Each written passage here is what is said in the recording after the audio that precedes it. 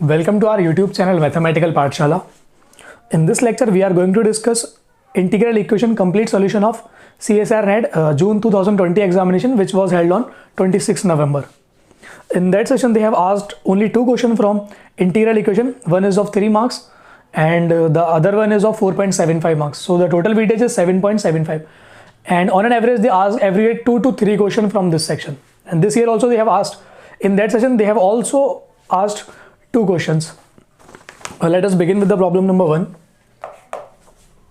The solution of the Fredholm integral equation y of s is equal to s plus 2 times integral 0 to 1 st square plus s square t y of t dt. They have introduced a new variable s. If you are not comfortable with s, you can convert your s with x if you are not comfortable. If you are comfortable with this, then no problem. How can I proceed for the solution? I cannot use the Newton-Leibniz formula here because this is Fredholm integral equation. There is a standard method for solving this problem. Call f of s, call alpha ij is integral 0 to 1 git fjt dt. Call beta I integral 0 to 1 git f of t dt. But what is gi and fj? Okay, let me write here. Your kernel is k of s comma t is given by st square plus s square t. Call this function as f1, call it g1, call it f2, call it g2. Then we have a system that is given by, okay, I'm missing one more thing. Here I should represent my Ci also. Ci is given by 0 to 1 git yt dt. This is a standard method and there is nothing confusing in the proof because how I'm getting this? If you write this as integral 0 to 1 st square yt dt, but this s is not a function of t, so you can take s separate out. You will write 0 to 1 t square yt dt. And what is this? g1 t yt dt. So this is nothing but integral 0 to 1. My c1 is, my gi is t square yt dt, and your c2 will be integral 0 to 1. In the second session, you will take s square common out, then you will have integral 0 to 1 t yt dt. Then you can write this as a t yt dt. So if you introduce your c1 and c2 in this equation, then your solution will be y of s is given by s plus 2 times s c1 plus 2 times s square c2. This will be your solution. So this is the small proof. So you need to compute c1 and c2. So how I get c1 and c2? You just said this 1 minus lambda alpha 1 1 minus lambda alpha 1 2 minus lambda alpha 2 1 1 minus lambda alpha 2 2, where lambda is the eigenvalue or this is the lambda. So you can fix your lambda as 2. C1, C2, beta 1, beta 2. If you want to know how I am getting this thing, this is just coming from the C1 and C2 and by using this alpha ij beta I. If you introduce your alpha ij in this equation and use your beta I and ci's, then you will get the system of linear equations. So from here I can get my C1 and C2. Now let us compute. First I have to compute my alpha i's, my alpha ij's, my beta i's, and C1, C2 I can compute from this scenario. So let us compute this. What is alpha 1 1? Alpha 1 1 is 0 to 1 g1 f1. That both are functions of t. So this will be t cube dt. It will give me 1 by 4. What is my alpha 1 2? This is 0 to 1 g1 f2. So my g1 is t square, f2 is s square. So overall I will get t power 4 dt. This is 1 by 5. My alpha 2 1 0 to 1 g2 f1. My g2 is t, f1 is s. So I will have t square dt. So this is 1 by 3. Alpha 2 2 0 to 1 g2 f2. That means s square at t square into t. So this is t cube dt. So this is 1 by 4. So these are my values of alpha ij's. So let us introduce in this. My lambda is 2. So I'm removing lambda from here. So this is 2, this is 2, this is 2, this is 2.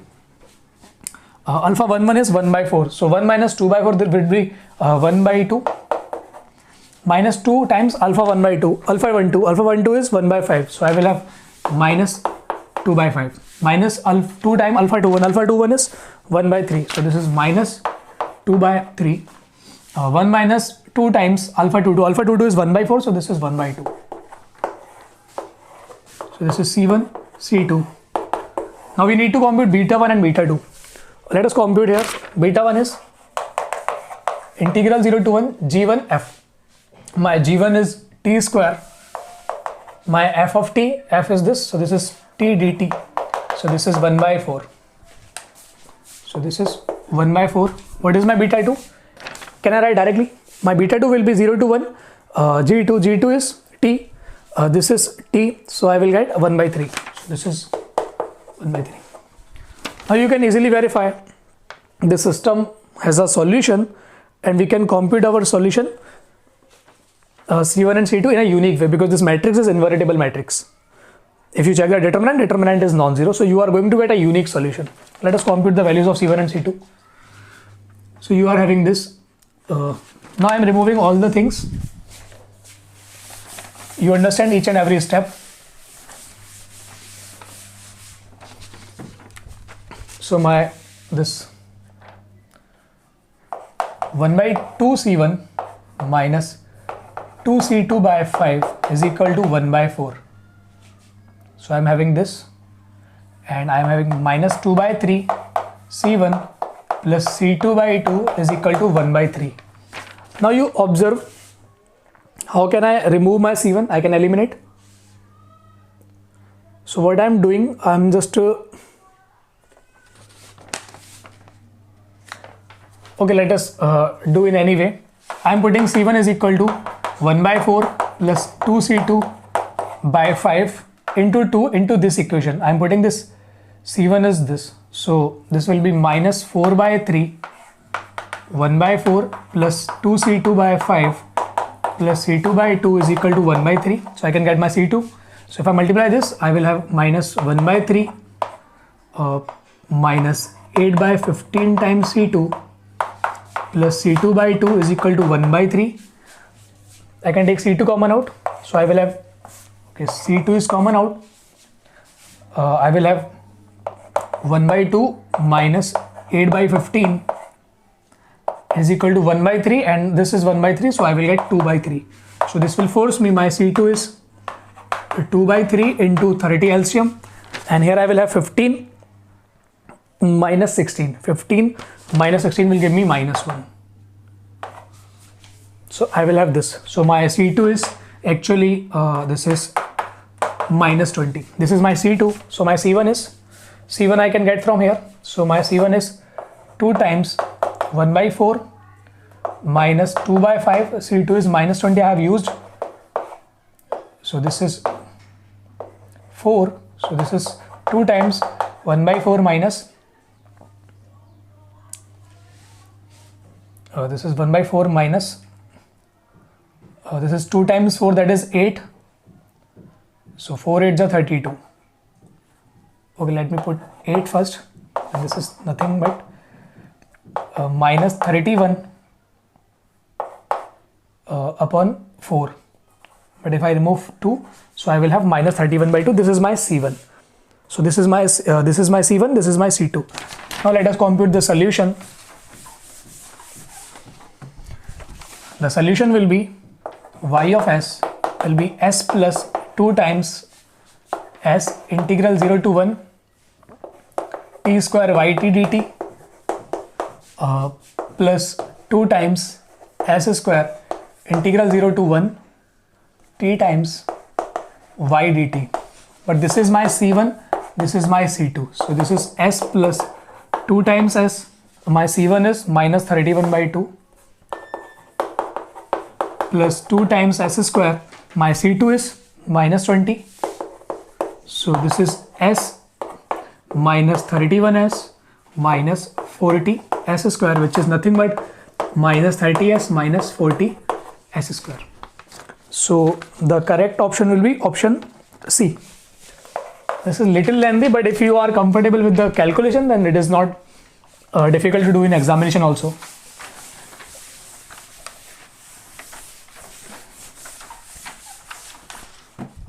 So for 1, the answer is C. The next question is, consider the Fredholm integral equation y of s is equal to lambda time 0 to 1 e power s e power t yt dt. This question is based on the similar type. If you are comfortable with the previous question, then this is the 50% of the previous question, because in that scenario you have to compute C1 and C2, but here you are having only one constant. How you do? You do in this manner. This is, you can take e power s common out. This is integral 0 to 1 e power t yt dt. Now what do? You just put your C1 is 0 to 1 e power t yt dt. Then you will have y of s is equal to lambda time e power s C1.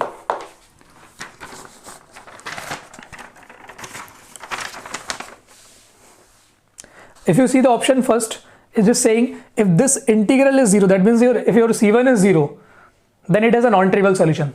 But if you choose your C1 to be 0, this ys is obviously identically 0. So option A is absolutely false. Option B, there is only trivial solution which satisfy this is equal to 0. So if your C1 is 0, then your solution is obviously a trivial solution. So B is correct. Option C, lambda is not equal to 0.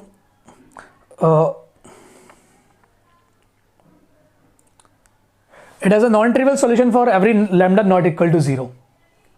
Is it true? Okay, let us observe the situation. What is the situation is, if you apply the matrix method, then I am having this 1 minus lambda times C1, because I am having only 1 by 1 matrix is equal to beta 1. What is my beta 1? Beta 1 is integral 0 to 1 g1 f of t dt, but there is no f because this is homogeneous equation. So this beta is 0. So you are having 1 minus lambda C1 is 0. So you should have this. Sorry, I have missed one thing. This is 1 minus lambda time alpha 1 1 C1 times beta 1, but beta 1 is 0 because there is no f term. So if you see alpha 1 1, we can compute alpha 1 1 is integral 0 to 1 g1 f1 dt. This is integral 0 to 1. What is g1? G1 is this, g1 is this, f1 is this.